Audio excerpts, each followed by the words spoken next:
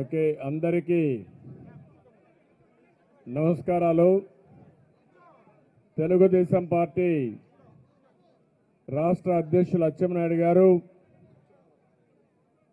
Telugu Desam party ప్రధాన కార్యదర్శి వర్ల రామయ్య గారు, తెలుగుదేశం పార్టీ రాష్ట్ర ప్రధాన కార్యదర్శి అనగాని సత్యప్రసాద్ గారు, బీదా రవిచంద్ర గారు, గౌరవనీయులు సుధాకర్ యాదవ్ గారు, మాజీ శాసనసభ్యులు లక్ష్మీనాయుడు గారు, అదేవిధంగా విజయమోహన్ రెడ్డి గారు,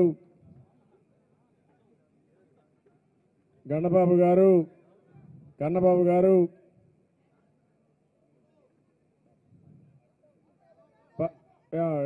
గూడూరు మాజీ శాసనసభ్యులు సునీల్ గారు,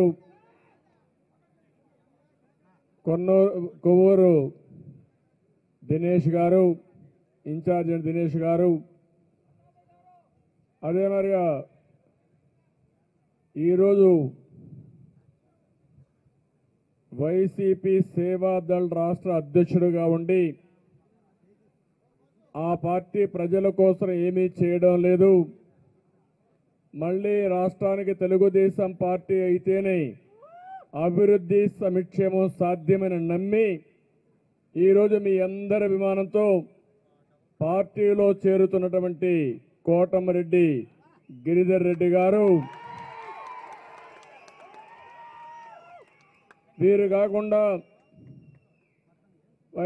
మొత్తం నెల్లూరు నగరంలో చాలామంది ముఖ్య నేతలందరూ కూడా వచ్చారు. వారిలో ప్రముఖంగా చూస్తే వైసీపీ పట్టణ అధ్యక్షుడు తాటి వెంకటేశ్వరరావు గారు,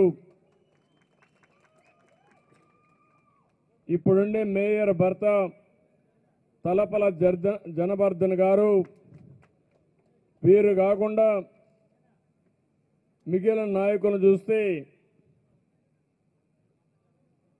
నూకరాజు మదన్ కుమార్ రెడ్డి గారు, చేజర్ల కవిత, అరవ శ్రీను, రొద్దిక రమేష్, బూడిద పురుషోత్తమ యాదవ్, భీమనేని హోమ్యూష్, చెక్కా సాయి సునీల్, బత్తల కృష్ణ, కరణం అధిరత్ నాయుడు, షేక్ షంసుద్దీన్, దాట్ల చక్రవర్ధన్ రెడ్డి, తోట శోభా రాణి, కోకటి హరిబాబు యాదవ్, మల్లేని వెంకయ్య నాయుడు, గుండాల మధుసూదన్ రెడ్డి, మల్లేని వేణునాయుడు, మన్నం గోపినాయుడు, షేక్ రియాజ్, వీళ్ళందరి ఆధ్వర్యంలో కొన్ని వందల మంది కార్యకర్తలు వైసీపీకి రాజీనామా చేసి ఇతర పార్టీల నుంచి కూడా తెలుగుదేశం పార్టీకి వస్తున్నారు. వారందరినీ సాదరంగా మరొక్కసారి మనస్ఫూర్తిగా పార్టీలోకి ఆహ్వానిస్తున్నాను. మీ ఉత్సాహం నేను చూశాను. మీ ఉత్సాహం చూస్తూ ఉంటే నాకు ఏమాత్రం అనుమానం లేదు.